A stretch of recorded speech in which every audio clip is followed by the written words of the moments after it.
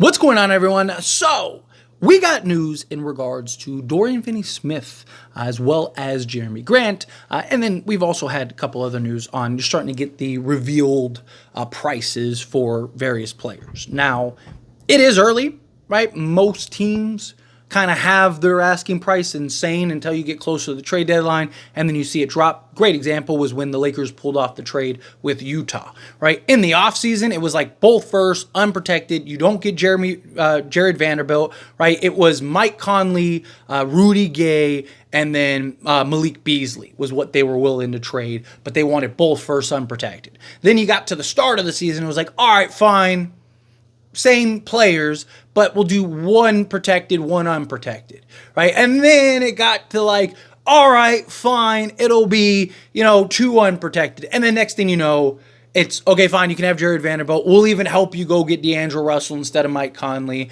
Oh, and it'll only be one protected first, right? I mean, their price dropped like 90% once we got to the trade deadline. So it happens, right? Right now, it's like, hey, you need a guy now, there's a premium price. If you can wait till the trade deadline and I can't find the price I'm looking for, then fine. Tell you what, you can have them for, a reasonable price. Or it's kind of like, oh, we want two first, but for you, tell you what, it's like, the salesman tactic, right? Like, usually I sell this for 100, but for you, I'll sell it for 90. No, too high? All right, 85. But really, you just want to get like 60, right? Like, and it's like, yes, got him, right? So that's why I've talked about patience is key.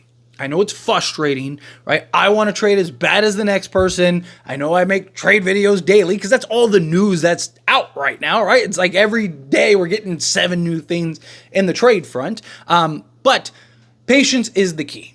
And look, if Rob Pelinka's patient and ends up pulling off some massive deal like he did with Russell Westbrook, then he'll look like a genius again.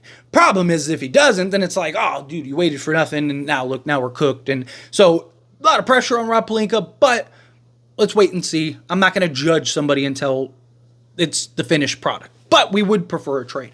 But you see, these asking prices are insane, right? Starting with Portland, and then we'll get to Dorian Finney-Smith, because he's the guy that I think is the most realistic, but we'll touch there in a moment. The Portland Trailblazers still want 2 firsts. 2 firsts for Jeremy Grant. Portland insiders have said, just give him to the Lakers, right? Like, who cares about firsts? Like, if the Lakers are foolish enough to take on his contract and get off of it, right? But Portland's like, nope, 2 firsts, right?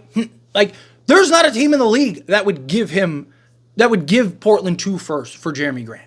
That's not just the Lakers price. It's not like, because like the Lakers tax sometimes, it's like, okay, this team could get him for like a second, but for Lakers, it's 2 firsts. Like, that's not what's happening. I mean, that's his asking price, period. Whoever's calling 2 firsts. They're either A, not serious about moving off of Jeremy Grant, or B, they're just delusional and they're never going to get off of him, right? Like, they're hoping for a Mikal Bridges thing, right? And that kind of becomes a bit of a problem, right? You saw that, like, try to play out after the Rudy Gobert trade, where everyone was like, oh, that just disrupted the market. But really, it didn't.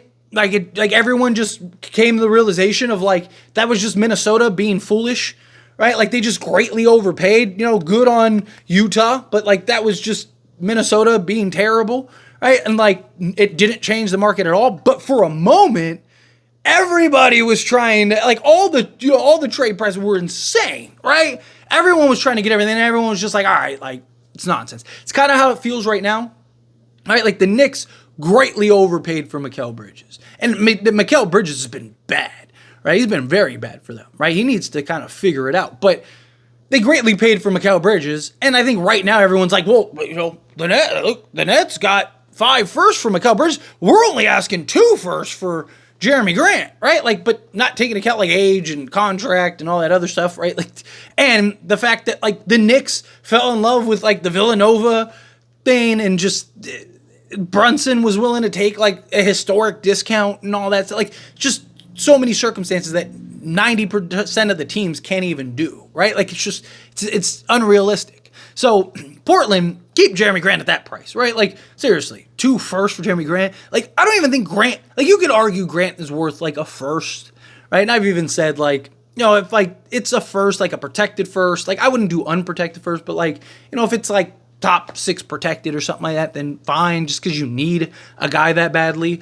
But it's like, why, right? Like his contract, at that point, I'd rather just go get Dorian Finney-Smith, who, that was a smooth transition to that, right? Like, but Dorian Finney-Smith, they want a first for Dorian Finney-Smith. Here's the thing. They have been trying to get a first for Dorian Finney-Smith for years now, and no one has bought, right? Like, Dorian Finney-Smith was available this last trade deadline, and they wanted a first, and no one even called, right? Because, like, it's unrealistic. I like Dorian Finney-Smith. He's one of the better two-way guys, like role guys, but he's a role guy, right? And he's not a first in his age, in his contract. Like, he could opt out and just leave. Right? Like, like there's risk to that. I don't think he would, especially if he went to a team like the Lakers. I think he'd fit in. I think he'd be happy to be here.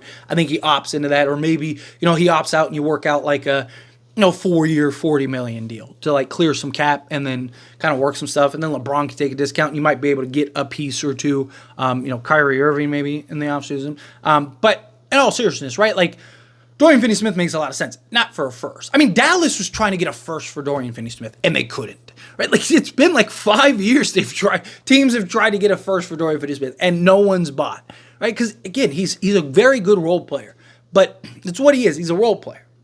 He's having a good season. Right? Like, he's shooting like 40 or 41% from 30-point range. He is a great defensive guy. He's a good piece. It's kind of what he's built his reputation on, is on the defensive side. Gives you some athleticism, right? He's a perfect slot. Right? Play essentially 2 through 4 on any given night, right? Like that there's value there. He can also defend 1 through 4 on any given night, right? Like, so I do like the idea of Dorian Finney-Smith, but like I said, it can't be for a first. If you get like Dorian Finney-Smith, Day'Ron Sharp, and like, not Spencer Dinwiddie. God, I'm just got spent. Every time I talk about the Nets, I say Spencer Dinwiddie instead of Dennis Schroeder. I'm just going to leave that in. Why not? Dennis Schroeder, right? If you can get like those 3 for like a first, like an unprotected first, then fine. Because at that point, you solve your point of attack guard, you solve your 3-and-D wing, and you get a backup center, right? And none of those guys by themselves are worth a first, right? Like Dennis Schroeder is worth, a first, or is worth, sorry, not a first, a second, maybe 2, right? Day'Ron Sharp's probably worth, because of his age, probably 2, maybe 3 seconds.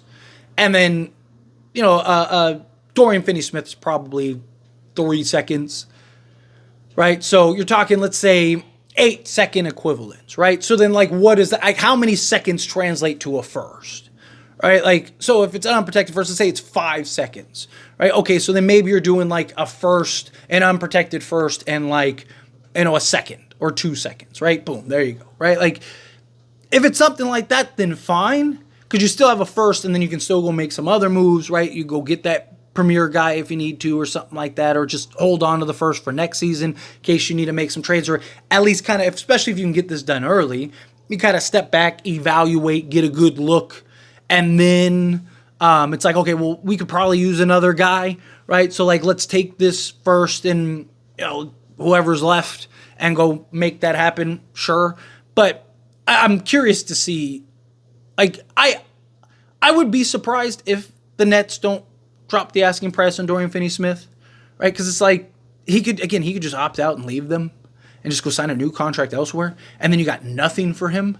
So he's a guy in particular I definitely see could be going for like a couple seconds, unless team actually bites on the first, because, not all firsts are the same, right? You get a team that's like, hey, like, our first is going to be the 25th pick. Like, we'd rather have Dorian Finney-Smith and try to go win a championship than the 25th pick, right? Like, so maybe, but again, they've tried for so long. I don't see that happening. But this is why I keep talking about, like, the Lakers, A, need to be patient, and B, no trades are going to get done right now. Right? Like, no one's meeting these asking prices. And look, I talked about this before.